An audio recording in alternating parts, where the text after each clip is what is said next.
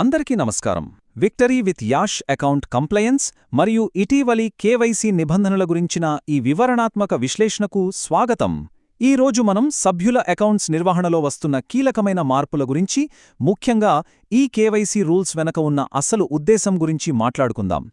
చూడడానికి ఇవి కాస్త సంక్లిష్టంగా అనిపించవచ్చు, కానీ దాన్ని చాలా సింపుల్గా అందరికీ అర్థమయ్యేలా విడమర్చి చెప్తాను. సరే, ఇక ఏమాత్రం ఆలస్యం చేయకుండా నేరుగా విషయానికి వచ్చేద్దాం. ఇక్కడ యాష్ గారు స్వయంగా చెప్పిన ఒక అద్భుతమైన మాటను మనం గుర్తు చేసుకోవాలి. ఈ చొరవ అనేది మనం విస్తరిస్తున్న కొద్దీ శుభ్రమైన, స్కేలబుల్ మరియు పూర్తి సమ్మతితో కూడిన సిస్టమ్ను నిర్వహించాలనే మన నిబద్ధతలో భాగం. ఇది వినడానికి చాలా బావుంది కదూ. అంటే ఈ అప్డేట్స్ అన్నీ ఏదో నిబంధనలు విధించడానికి కాదు, భవిష్యత్లో మన ప్లాట్ఫామ్ మరింత బలంగా, ఎలాంటి ఆటంకాలు లేకుండా ఎదగడానికి వేస్తున్న పటిష్టమైన పునాది అన్నమాట. ఇది పూర్తిగా మన ప్లాట్ఫామ్ దీర్ఘకాలిక ఆరోగ్యాన్ని దృష్టిలో ఉంచుకుని తీసుకున్న నిర్ణయం. అయితే ఈరోజు మన విశ్లేషణలో మనం ప్రధానంగా 5 అంశాలను చూడబోతున్నాం. మొదటిది సిస్టమ్ ఆప్టిమైజేషన్ చొరవ, రెండవది యాక్టివేట్ కాని అకౌంట్స్ పరిస్థితి, మూడవది మరియు ఇది అత్యంత కీలకమైనది, పెండింగ్ కేవైసీ ఉన్న అకౌంట్స్ తీసుకోవలసిన చర్యలు, ఆ తర్వాత ఆటోమేటెడ్ సపోర్ట్ ఎలా ఉండబోతోంది, మరియు చివరగా భవిష్యత్తులో ఈ సిస్టమ్ ఎంత స్కేలబుల్గా మారబోతోందన్నది చూద్దాం. ముందుగా మనం మొదటి విభాగం సిస్టమ్ ఆప్టిమైజేషన్ చొరవ గురించి మాట్లాడుకుందాం. అసలు ఈ సిస్టమ్ క్లీనప్ అంటే ఏమిటో తెలుసా? ఇది అచ్చం మన ఇంటిని పండుగకు ముందు శుభ్రం చేసుకున్నట్లు అనమాట. చాలా కాలంగా ఇనాక్టివ్గా పడి ఉన్న లేదా సగం సగం పూర్తయి ఆగిపోయిన అకౌంట్స్ని ఒక క్రమపద్ధతిలో పెట్టడానికి మన బృందం తీసుకున్న ఒక అద్భుతమైన స్టెప్ ఇది. దీనివల్ల అనవసరమైన గందరగోళం అంతా పోయి సిస్టమ్ మరింత వేగంగా, పర్ఫెక్ట్గా పనిచేస్తుంది.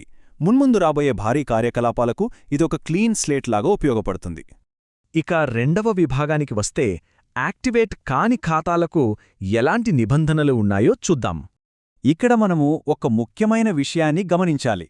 ఈ కొత్త అప్డేట్స్ వల్ల ప్రధానంగా 2 రకాల ఖాతాలు ప్రభావితమవుతాయి. మొదటి రకం అసలు ఎప్పుడూ యాక్టివేట్ కాని అకౌంట్స్. రెండవ రకం యాక్టివేట్ అయి కూడా కేవైసీ ఇంకా పెండింగ్లో ఉన్న ఖాతాలు. ఈ రెండింటికీ రూల్స్ పూర్తిగా వేరువేరుగా ఉంటాయి సుమా. కాబట్టి ఏ అకౌంట్కి ఏ రూల్స్ వర్తిస్తాయో మనం ఖచ్చితంగా తెలుసుకోవాలి.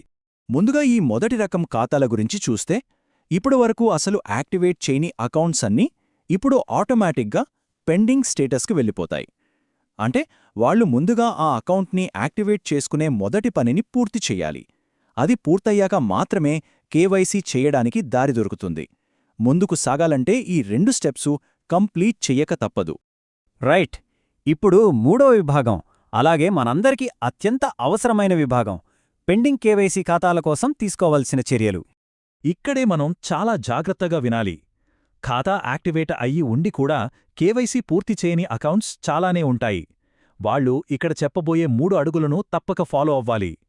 మొదటి స్టెప్లో సిస్టమ్ స్వయంచాలకంగా అకౌంట్ని యాక్టివ్ స్టేటస్కి మారుస్తుంది, కాని బ్రాకెట్లో కేవైసీ పెండింగ్ అని చూపిస్తుంది. ఇక రెండవ స్టెప్, ఇక్కడే అసలు పని ఉంది. ఈ కేవైసీ ప్రక్రియను ఎవరికి వారు స్వయంగా పూర్తి చేయాలి.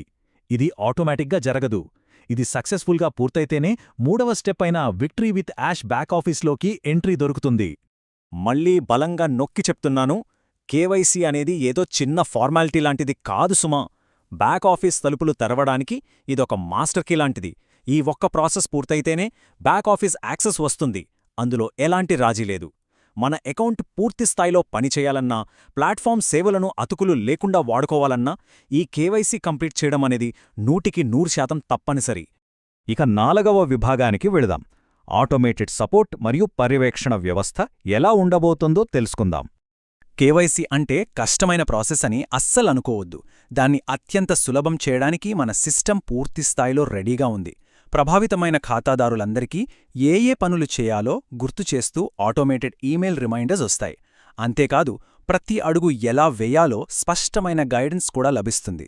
ఈ ప్రక్రియ జరుగుతున్నప్పుడు ఎవరికైనా ఇబ్బంది వస్తుందా అని మన బృందం నిశితంగా పర్యవేక్షిస్తూనే ఉంటుంది. ఒకవేళ అవసరమైతే తదుపరి అప్డేట్స్ కూడా వెంటనే అందుతాయి. సో ఈ మార్పును ఎంజాయ్ చేస్తూ కంప్లీట్ చేయొచ్చు. చివరిగా 5వ విభాగం, మన స్కేలబుల్ మరియు కంప్లైంట్ భవిష్యత్తు గురించి మాట్లాడుకుందాం. ఈ కేవైసీ ప్రాసెస్ అంతా చూస్తుంటే ఇదొక పెద్ద అదనపు పని కదా అనిపించవచ్చు, కాని కాస్త ఆలోచించండి, పూర్తయ్యే ప్రతి కేవైసీ రేపు మన ప్లాట్ఫామ్ మరింత భారీ స్థాయికి ఎదగడానికి వేసే ఒక దృఢమైన పునాది రాయి. ఇదంతా కేవలం ప్లాట్ఫామ్ రూల్స్ పాటించడం గురించి మాత్రమే కాదు, రేపటి రోజున ఒక బలీయమైన 100% చట్టబద్ధమైన ఎంతో గొప్ప ప్లాట్ఫామ్లో మనమంతా సగర్వంగా భాగస్వాములం కాబోతున్నామనడానికి ఇదొక నిదర్శనం. ఇక ఈ రోజుటి మన విశ్లేషణను ఒక ఆలోచింపజేసే ప్రశ్నతో ముగిద్దాం. ఇలా ప్లాట్ఫామ్లో 100% సమ్మతి సాధించడమనేది మొత్తం కమ్యూనిటీకి ఎప్పటికీ నిలిచిపోయే ఒక స్థిరమైన వృద్ధిని ఎలా తీసుకువస్తుందననుకుంటున్నారు? ఖచ్చితమైన నిబంధనలతో ముందుకెళ్తే భవిష్యత్తులో మనందరికీ ఎంత పెద్ద విజయం దక్కుతుందో కదా. ఒక్కసారి ఆలోచించండి. ఈ విశ్లేషణ ద్వారా మీకు కేవైసీ ఆవశ్యకతపై, ముఖ్యంగా పెండింగ్ కేవైసీల గురించి పూర్తి స్పష్టత వచ్చిందని ఆశిస్తున్నాను. దయచేసి అప్డేట్స్ ఫాలో అవ్వండి, చెయ్యాల్సిన పనులను వెంటనే పూర్తి చేయండి.